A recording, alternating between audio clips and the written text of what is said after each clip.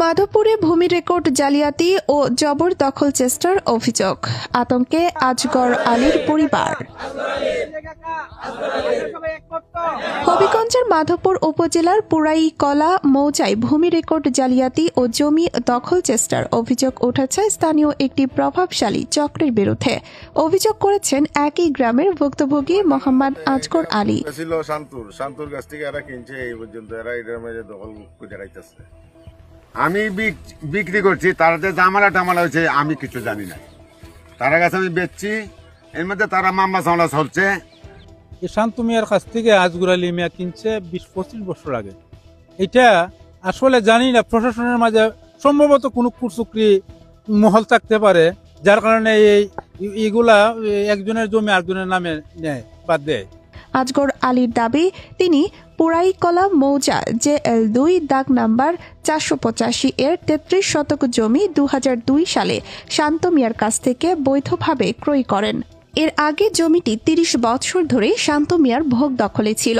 ক্রয়ের পর তিনি টানা ২৩ বছর ধরে জমিটি শান্তিপূর্ণভাবে ব্যবহার ও দখলে রেখেছেন, যা গ্রামের সকল মুরব্বীর কাছেও সর্বজনবিদিত। জমিটা ছিল আমার চাচা বিক্রি করছে আজগর আলীর চাচার কাছে, আমরা অতটুকুই জানি। এটা আছে না, এখন ফোন তো দখলে আছে, দখলে আছে। এবং এটা নিয়ে আমরা বসছিলাম একবার, ওনারই ওই যে আজগর আলী চাচারই ভাই, ওনার বারিন্দাতে বসছিলাম রাত্রে প্রায় মনে হয় ১২টা-১টা বাজছে। আমরা একটা সমাধানে যাইতে পারি নাই, কিন্তু জায়গা দখল হইলো আজগর আলী চাচা। আর জায়গাটা উনি নাকি কিভাবে জানি কোথায় থেকে কাগজ কিনেন, বাবু বাড়ির জায়গা নাকি কার নামে আসেন, এটা তারা কাগজ কিনেন। আজগর আলী জানান, তিনি সপরিবারে ঢাকায় অবস্থানকালে সাম্প্রতিক মাঠ জরিপে প্রতারণার মাধ্যমে তার জমিটির রেকর্ড স্থানীয় ইউসুফ খানের নামে করে নেওয়া হয়েছে। বিষয়টি জানতে পেরে ভূমি অফিসে যোগাযোগ করলে তাকে জানানো হয় জমির রেকর্ড ইতোমধ্যে ইউসুফ খানের নামে গেছে।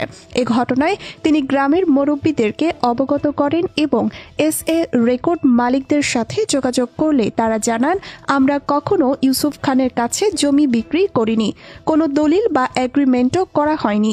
রেকর্ড পরিবর্তনটি পুরোপুরি প্রতারণা।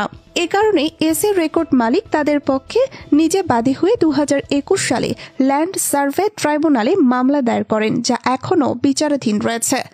মামলা চলমান থাকা অবস্থায় ইউসুফ খান, তার ছেলে জসিমউদ্দিন খান ও ভাই জাহাঙ্গীর আলম আয়াত আলী নিয়মিতভাবে ভুক্তভোগীকে হুমকি দিচ্ছেন বলে অভিযোগ রয়েছে।